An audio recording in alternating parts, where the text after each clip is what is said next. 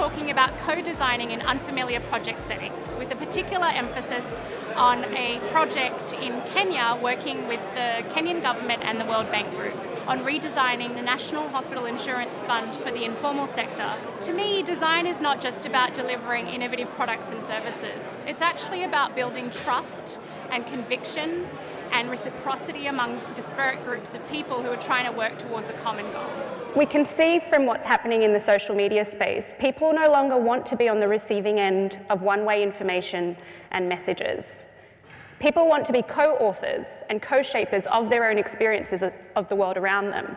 And so, as project managers and designers, this need for co-designing is particularly relevant, I think, when working with people we don't really know, in contexts we are unfamiliar with, and with subject matter that we may know nothing about.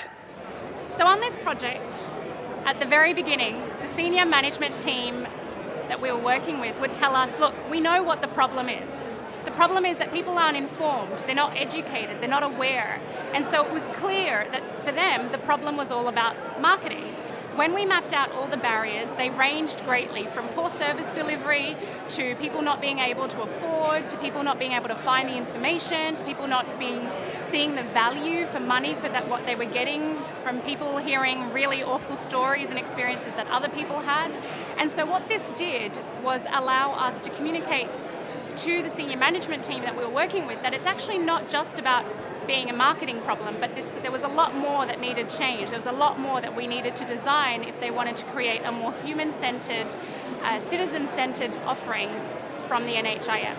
It's about creating the space and allowing for that dialogue to happen, and creating the space not just for people to be heard, but then what do you do with that? How do you take that forward? How do you get different people to hear different perspectives and then use that as a platform for change and working together to design what that change could actually look like and how it could be implemented together rather than being locked up in meeting rooms in front of spreadsheets. I think that's sort of the shift that I would be pushing for.